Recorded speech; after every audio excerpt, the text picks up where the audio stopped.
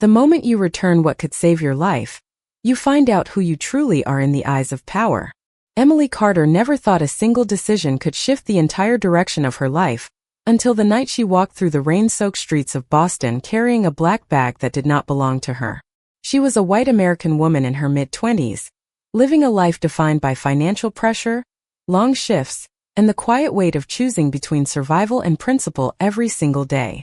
That evening had started like any other, cold wind cutting through her coat as she left a small convenience job near the edge of downtown. But everything changed when she noticed the bag left unattended near a loading area behind a closed business. It was heavy, structured, and unmistakably deliberate in its placement. Inside, she had seen stacks of cash, more money than she had ever held in her entire life, enough to erase her debt, stabilize her future, and change every limitation she had been living under. For several minutes she simply stood there, frozen between instinct and morality, her breath visible in the cold air as her mind calculated possibilities she never wanted to consider. No one was watching, no one was coming, and for the first time in years survival and integrity collided in the same moment. Emily Carter made a choice that did not feel heroic in the moment, only necessary in a way she could not fully explain even to herself. She picked up the bag and walked away from the opportunity that could have rewritten her entire reality. What she did not know was that the bag did not belong to an ordinary system of loss and recovery. It belonged to a structure far larger than anything she had ever encountered. A network of silent ownership and unspoken rules tied to men who did not forgive mistakes or overlook returns. Somewhere across the city, Dominic Vasaro, a white Italian-American mafia boss known for his controlled precision and unshakable authority, received an unexpected report. A significant sum of money had been recovered and returned voluntarily, untouched and unclaimed. In his world, that was not an act that made sense without motive. Everything had value, and value always came with intent. The idea that someone would return what could not be traced or demanded without reason disrupted his understanding of human behavior more than loss itself ever could. When Emily was eventually identified through quiet channels of inquiry, she did not yet understand that her single decision had already been observed, analyzed, and marked for explanation. She was not approached with celebration or gratitude, but with silence that carried weight she could feel before she understood it. Dominic Vasaro did not rush to conclusions.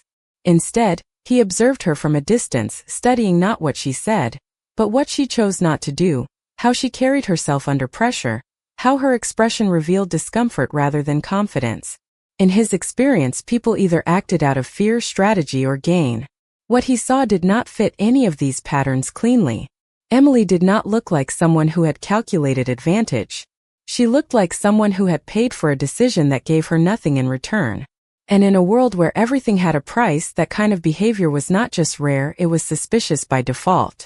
Yet even suspicion required evidence, and so he waited, allowing the situation to unfold without interference, while Emily Carter unknowingly stood at the center of an evaluation she never agreed to participate in, where her morality had become the most unpredictable variable in a system built entirely on control. What Emily Carter did not realize after walking away from that black bag was that a single moral decision rarely ends where it begins, especially when that decision intersects with systems built on ownership, silence, and accountability that extend far beyond what she could see. She remained a white American woman in her mid-20s living in Boston, continuing her routine the next day as if nothing had changed externally, yet internally carrying a quiet pressure she could not fully name. The image of the bag, the weight of it in her hands, and the impossible choice she had made lingered in her mind longer than she expected, not as regret, but as unresolved tension. Somewhere else in the city, Dominic Vasaro, the white Italian-American mafia boss, had already begun to process the situation through a completely different lens. For him, the return of the money was not an ending but a deviation that demanded interpretation. In his world, nothing of value moved without intention, and intention always revealed character, strategy, or risk. Emily Carter did not fit any of the usual categories he had built his understanding on, and that made her presence in his awareness more significant than she could have imagined. She was not someone who acted within his world, yet she had disrupted a core assumption within it. As days passed, Emily attempted to return to normal life. She went to work, spoke briefly with coworkers, and tried to separate the experience from her present reality, but small details kept resurfacing. A passing car that slowed too long near her street. A stranger who seemed to notice her but never approached. The feeling that her environment had become slightly more aware of her existence than it had been before. None of it was direct enough to confirm anything, yet all of it was consistent enough to create quiet unease. Meanwhile, Dominic Vasaro did not move toward immediate confrontation or recognition. Instead, he allowed observation to continue through indirect channels, studying not only what Emily had done, but how she lived in the aftermath of that decision. What he found increasingly difficult to categorize was her lack of pursuit. She had not tried to track ownership, claim reward, or leverage the situation for advantage. In a system where every action was usually tied to outcome, her absence of follow-up behavior became its own form of data. It suggested not ignorance but restraint. And restraint, in his experience, was far rarer than greed. The turning point in perception began not with action but with contradiction. Emily's financial situation, which would have logically justified keeping the money, remained unchanged. Yet she continued to function as if that option had never been real. That inconsistency created a gap in understanding that Dominic could not ignore. He began to question whether her decision had been emotional, moral, or something closer to instinctive rejection of opportunity itself. None of those explanations fully satisfied the logic of his environment. Eventually, Emily became aware of being watched, not through direct contact, but through patterns she could not fully explain. Conversations that stopped when she entered rooms. The subtle awareness of being noticed without being approached. The growing sense that something about her had shifted in ways she had not agreed to. She did not yet know who was behind it, but she understood enough to feel that the decision she made that night had not remained private. In parallel, Dominic reached a conclusion that did not resolve the mystery, but expanded it. Emily Carter was not acting like someone trying to gain from the system around her, nor like someone afraid of it. She was acting like someone who existed outside its assumptions entirely. And in his world, that was not simply unusual. It was significant enough to demand continued observation, because anything that could not be easily categorized had the potential to change the structure of everything built around it. What neither Emily Carter nor Dominic Vasaro fully understood at this stage was that the situation surrounding the returned bag of cash was no longer about a single decision, but about the meaning assigned to that decision once it entered a system that interpreted every action through structure, pattern, and consequence. Emily remained a white American woman in her mid-20s living in Boston, continuing her daily life with increasing awareness that something about her circumstances no longer felt entirely private. She could not identify a single source of disruption, yet she could feel the subtle shift in how the world seemed to respond to her presence. It was not fear that defined her state, but uncertainty, the kind that forms when cause and effect no longer align in expected ways. Dominic Vasaro, the white Italian-American Mafia boss, continued to observe from within his own controlled environment, where information was rarely direct and almost always filtered through layers of interpretation before it reached him. For him, Emily Carter had transitioned from an isolated anomaly into a consistent point of interest, not because she had taken action, but because she had refused to act in ways that matched predictable human behavior under financial pressure. In his experience, absence of exploitation was not neutral. It was itself a signal. The question he now faced was not what she wanted, but what allowed her to act against what most others would have considered survival instinct. As this question developed, indirect observation of Emily intensified without her direct awareness. Small patterns began to emerge in her environment that suggested attention was being placed on her, though never in a way that could be clearly traced or confirmed. She noticed delays in routine interactions, moments where conversations seemed to pause when she entered a space, and brief instances where strangers appeared to register her presence slightly longer than normal before moving on. None of these events were overt enough to create certainty, but together they created a persistent awareness that she was no longer entirely outside a system of observation. At the same time, Dominic began to receive fragmented reports that only deepened his assessment of her behavior. She had not attempted to exploit the situation, had not communicated with unknown intermediaries, and had not sought any form of compensation or recognition for returning the money. This absence of pursuit was increasingly difficult for him to categorize within familiar frameworks. In his world, every interaction typically resolved into one of three categories: gain, fear, or strategy. Emily did not fit cleanly into any of these classifications, which forced a reconsideration of her underlying motivation. It became less about the action itself and more about the internal structure that made such an action possible. Meanwhile, Emily began to experience a gradual shift in how she interpreted her own decision. What had once felt like a simple moral choice was now starting to feel like a point of contact with something larger than her immediate understanding. She did not regret returning the bag, but she began to question why that moment had not ended with the act itself.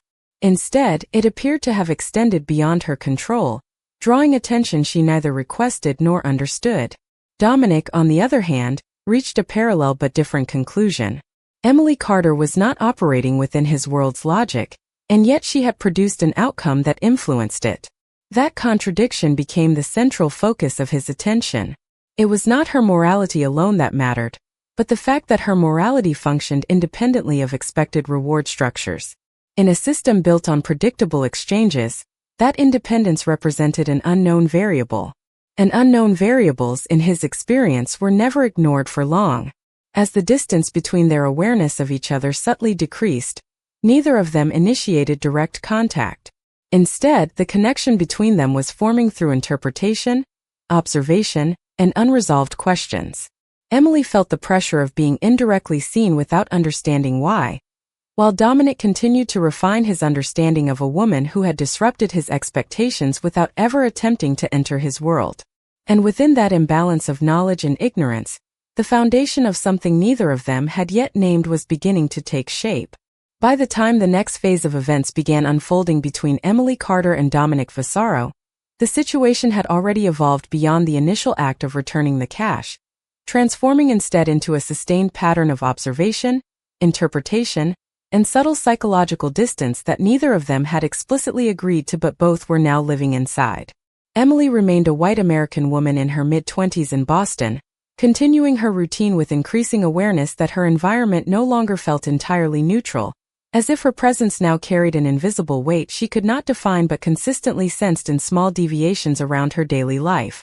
Dominic Vasaro, the white Italian-American Mafia boss, remained within his structured world of controlled systems and silent authority, continuing to interpret Emily Carter not as a participant in his environment, but as an anomaly that had produced consequences without following any recognizable transactional logic.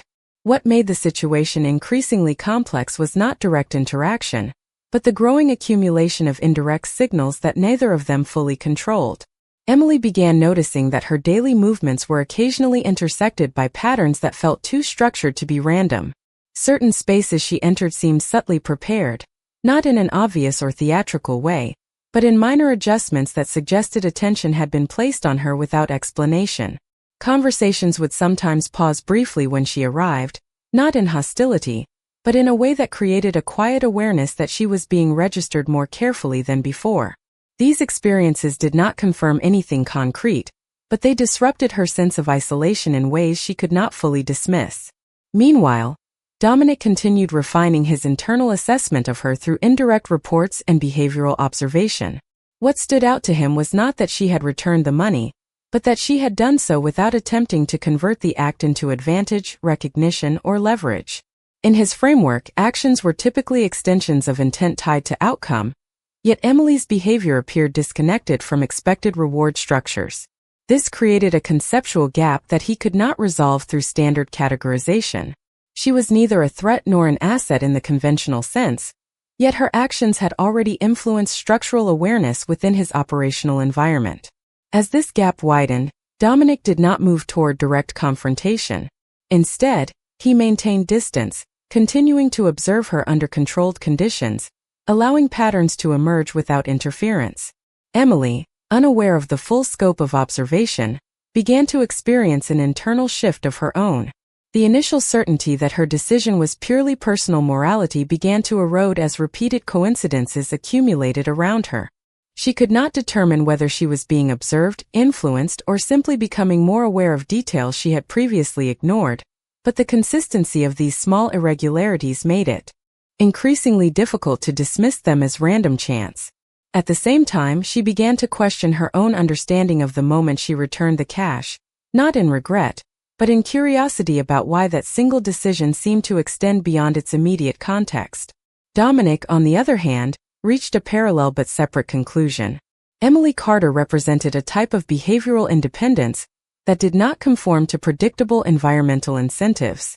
She was not reacting to power, nor attempting to engage with it, yet she had already created measurable deviation within it simply by acting according to internal principle rather than external pressure. This realization did not resolve his uncertainty, it deepened it. Because in his world, anything that could alter structure without seeking to interact with structure directly was not insignificant. As both of them continued moving through their separate routines, the distance between awareness and interpretation began to narrow in a way that neither of them consciously initiated. Emily felt the world around her becoming subtly more attentive, while Dominic recognized that his attention toward her was no longer purely observational but increasingly analytical. And within that quiet convergence of perception, the situation that began with a single returned bag of cash was slowly evolving into something neither system nor morality alone could fully explain. By the time the next stage of unfolding awareness began between Emily Carter and Dominic Vasaro, the situation had reached a point where silence itself was no longer passive, but structurally active, shaping interpretation on both sides without either of them initiating direct confrontation. Emily remained a white American woman in her mid-20s living in Boston, continuing her daily routine with a growing sense that her environment was no longer behaving as it once did, not through any single obvious change, but through a series of subtle alignments that seemed too consistent to ignore. Dominic Vasaro, the white Italian-American Mafia boss, remained within his controlled system of observation, continuing to process Emily Carter not as an isolated individual anymore, but as a persistent anomaly that resisted categorization under his established frameworks of behavior, motivation, and outcome. What began to shift now was not the presence of observation, but its density. Emily started noticing that certain coincidences in her day were no longer isolated. She would arrive at places and find that timing had shifted slightly in ways that reduced crowding or redirected interaction flow. Conversations she was not part of would end just before she entered, not in a dramatic or suspicious way, but in a pattern that repeated just enough times to register as unusual. At first she tried to dismiss it as coincidence, a natural fluctuation of urban life, but the repetition created a cognitive pressure she could not fully resolve. Meanwhile, Dominic began introducing a more refined layer of indirect assessment, not by changing her environment overtly, but by observing how she reacted to controlled variations within it.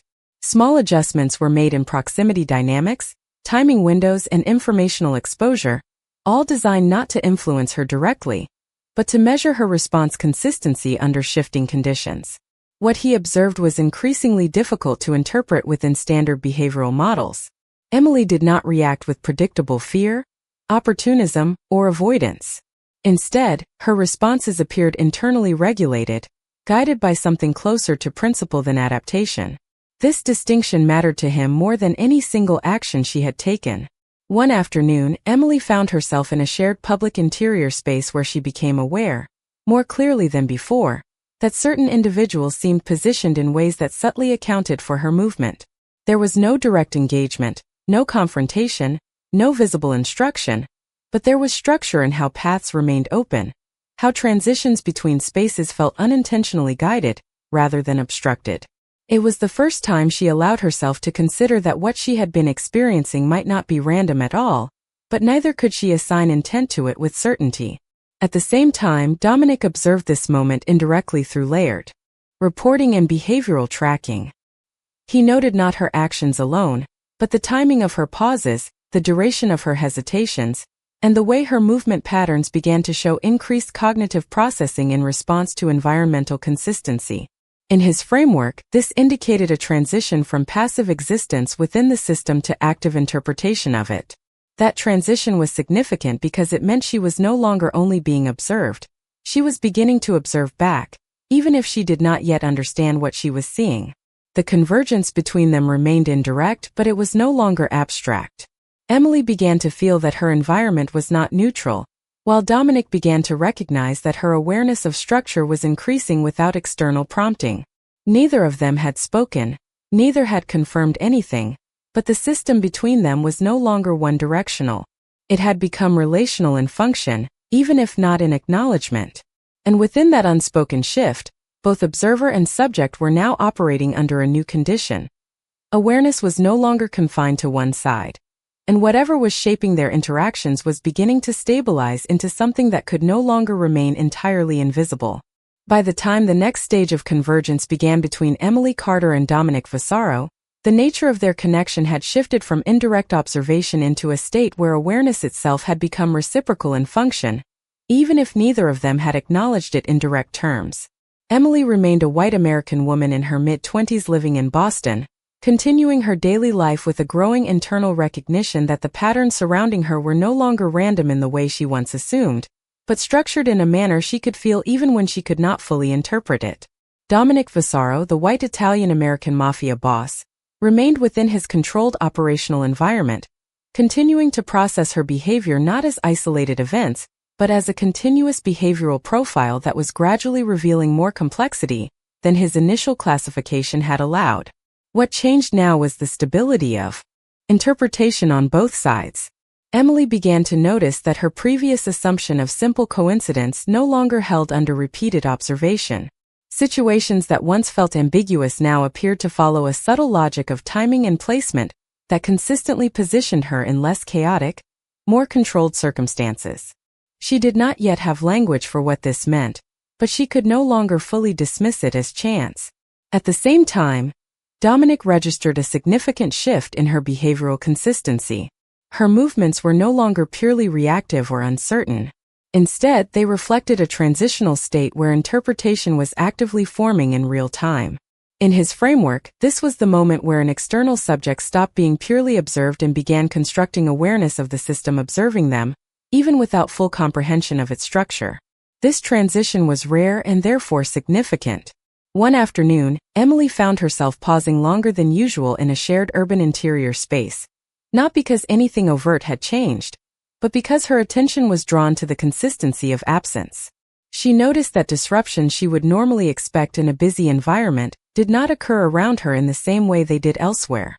Conversations adjusted before reaching her proximity, movement paths subtly opened, and interactions that could have intersected with her space seemed to resolve just before contact.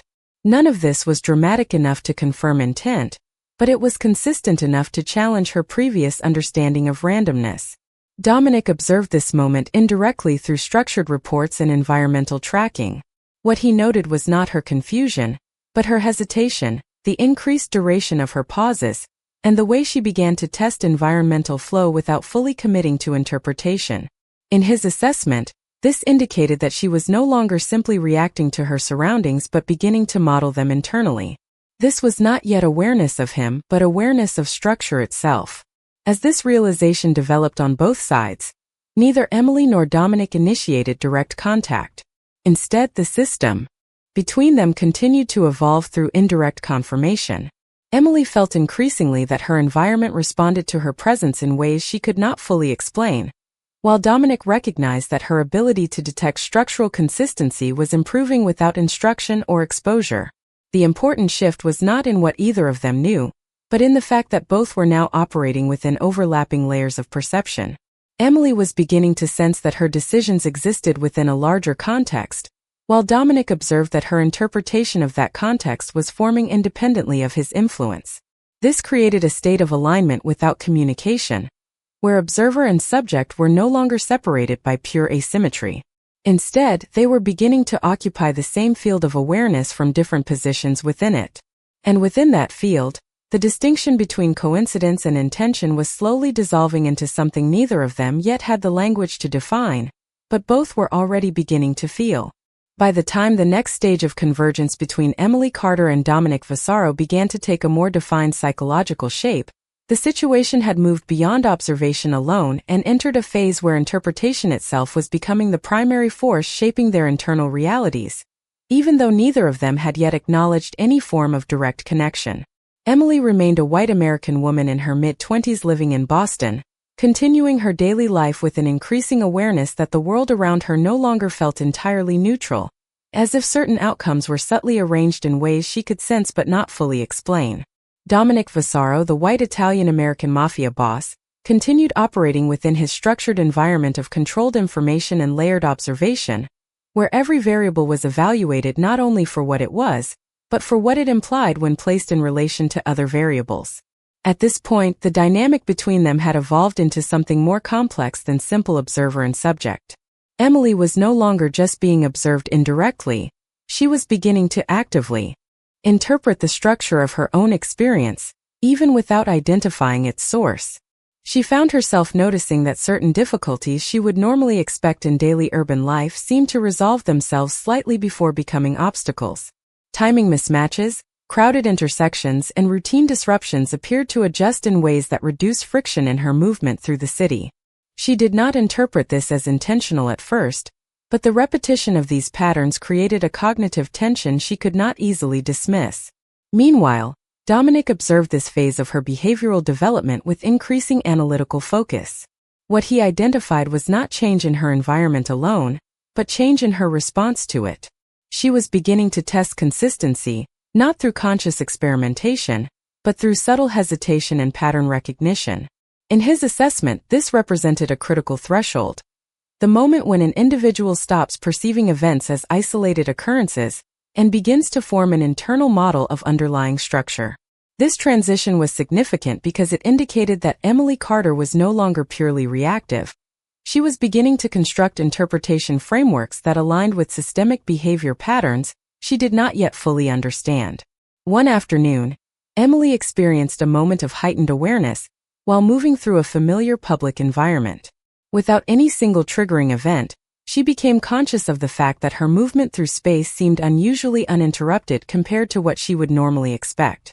People adjusted their paths slightly before intersecting her trajectory, conversations ended or shifted before she reached proximity, and delays that typically characterize crowded urban flow appeared reduced in her immediate vicinity. She could not attribute this to intention with certainty, but she also could not reduce it to randomness without ignoring the consistency of repetition. Dominic, observing this indirectly through structured environmental feedback, noted that her hesitation patterns had increased in duration.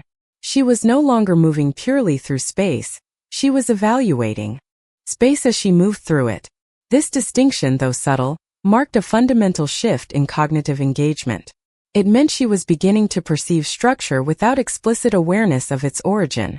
Importantly, neither Emily nor Dominic attempted direct communication at this stage. The entire dynamic remained indirect, mediated entirely through observation, interpretation, and behavioral response. Yet the informational gap between them was narrowing. Emily was beginning to sense that her experiences were not isolated from broader context, while Dominic recognized that her ability to detect consistency was strengthening without external guidance. This created a feedback loop of awareness that functioned without direct interaction, where each side influenced the interpretive state of the other through behavior alone. As this phase continued, Dominic reached a more refined conclusion. Emily Carter was no longer simply an anomaly within his observational framework. She had become an independent interpreter of structure, capable of detecting patterns without being shown them. This made her not predictable in the conventional sense, but responsive to underlying systems in a way that did not require instruction or exposure. And within that realization, the relationship between observer and subject began to lose its original asymmetry, shifting instead into a form of mutual awareness defined not by communication, but by the gradual alignment of perception across distance and silence. By the time the next phase of convergence between Emily Carter and Dominic Vasaro reached its most critical psychological threshold, the nature of their connection had evolved into something that no longer relied on direct interaction, but instead functioned through sustained mutual interpretation of behavior, environment, and inference across distance. Emily remained a white American woman in her mid-20s living in Boston, continuing her daily life under increasingly complex internal conditions where ordinary experiences began to carry an added layer of perceived structure that she could neither confirm nor fully ignore. Dominic Vasaro, the white Italian-American mafia boss, continued operating within his controlled system of observation and analysis, where every detail of human behavior was evaluated, not only for immediate meaning, but for its implication within a broader network of behavioral logic. At this stage, Emily was no longer merely experiencing subtle irregularities in her environment. She had reached a point where she actively questioned the consistency of her surroundings, not because she had identified a clear source of influence, but because repeated patterns had accumulated to a level that exceeded her ability to categorize them as coincidence. She noticed that her movement through urban spaces continued to exhibit a form of unintended accommodation, where friction points in her daily routine seemed to reduce in frequency without identifiable cause. This did not manifest as overt intervention, but rather as a consistent reduction of expected resistance, creating a quiet but persistent cognitive dissonance. Meanwhile, Dominic observed this phase with heightened analytical precision. What had once been a simple anomaly in behavioral categorization had now evolved into a stable pattern of adaptive awareness. Emily was no longer only responding to her environment. She was beginning to anticipate it, testing it unconsciously through hesitation, timing adjustments, and subtle shifts in decision flow. In his framework, this represented a transition from passive subject to active interpreter, a stage where an individual begins to construct an internal model of structural behavior without being explicitly exposed to its underlying mechanism. One evening, Emily experienced a moment that intensified this awareness beyond previous thresholds. While moving through a familiar part of the city, she became acutely conscious of the fact that interactions around her seemed to resolve before reaching her direct space. Conversations redirected, pedestrian movement adjusted, and environmental timing appeared to stabilize in a way that reduced unpredictability in her immediate vicinity. She did not interpret this as intentional interference, but she also could not reconcile it with random distribution of urban behavior. The repetition of these subtle adjustments created a sense that she was moving within a field of structured responsiveness, rather than pure chance. Dominic, analyzing indirect feedback from observed behavioral data, registered this moment as a confirmation point. Emily Carter had reached a level of environmental sensitivity that indicated she was no longer simply experiencing patterns, but actively recognizing their existence. This recognition was not verbal or explicit, but cognitive, reflected in her increased hesitation duration and her growing tendency to reassess movement decisions before execution. Importantly, neither Emily nor Dominic initiated direct contact at any point during this phase. The entire dynamic remained contained within observation, interpretation, and behavioral response loops that functioned without acknowledgment. Yet despite the absence of communication, the informational distance between them continued to shrink. Emily's internal model of her environment was expanding to include the possibility of structured influence, while Dominic's understanding of her was expanding to include independent interpretive capability. This created a system of mutual awareness that did not rely on interaction, but on synchronized perception development. At this stage, Dominic reached a refined conclusion that marked a critical shift in his understanding. Emily Carter was no longer an external anomaly to be categorized within existing frameworks. She had become an independent observer of structure itself, capable of detecting systemic patterns without instruction, exposure, or explanation. This meant she was no longer simply within his field of observation. She was beginning to overlap with it cognitively. And within that overlap, the original distinction between observer and observed had begun to dissolve into a shared perceptual space defined not by communication, but by the gradual convergence of awareness across silence, distance, and interpretation. By the time the final stage of convergence between Emily Carter and Dominic Vasaro began to fully stabilize into a coherent psychological structure, the dynamic between them had shifted beyond observation, beyond interpretation, and into a condition where mutual awareness existed without direct acknowledgment, forming a silent equilibrium shaped entirely by perception rather than interaction. Emily remained a white American woman in her mid-20s living in Boston, continuing her life within an increasingly complex internal framework where ordinary experiences no longer presented themselves as isolated events, but as interconnected signals that suggested an underlying structure she could sense but not fully define. Dominic Vasaro, the white Italian-American mafia boss, continued to operate within his controlled system of intelligence and behavioral analysis, where human action was not interpreted in isolation, but as part of continuous relational mapping across time, intention, and deviation. At this point, Emily's internal transformation reached its most critical threshold. She was no longer simply noticing irregularities in her environment. She was actively forming a stable cognitive model that accounted for consistency within those irregularities. What had once been perceived as coincidence had evolved into structured awareness, where she could no longer fully separate her personal experience from the possibility that her environment was responding to her presence in ways she did not yet understand. This did not manifest as certainty, but as persistent interpretive pressure, where absence of explanation no longer equaled absence of meaning. Meanwhile, Dominic registered this final phase as confirmation of a completed behavioral transition. Emily Carter had moved from passive subject to indirect interpreter, and now into full structural awareness without direct instruction or exposure.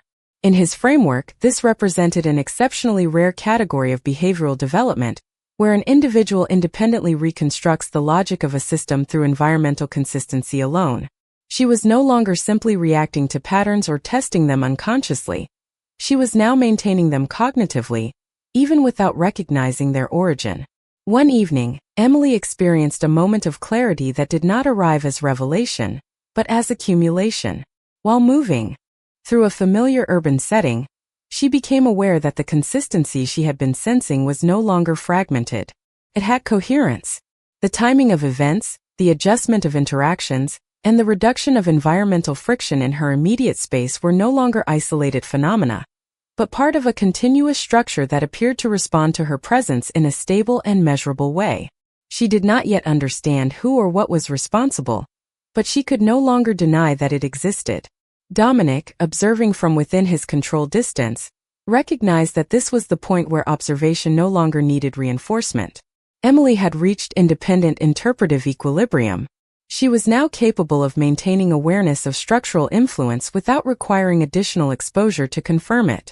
This marked the completion of a full perceptual loop, from ignorance to anomaly detection, to pattern recognition, and finally to structural awareness. Importantly, no direct contact had ever occurred between them.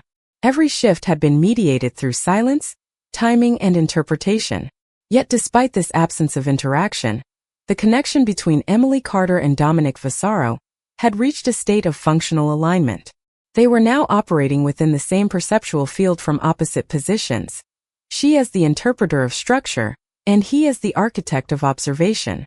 And within that silent equilibrium, the original uncertainty that began with a single returned bag of cash had resolved into something far more complex than either morality or intention alone could fully contain, leaving behind a stabilized awareness that neither side had explicitly chosen, but both now undeniably shared.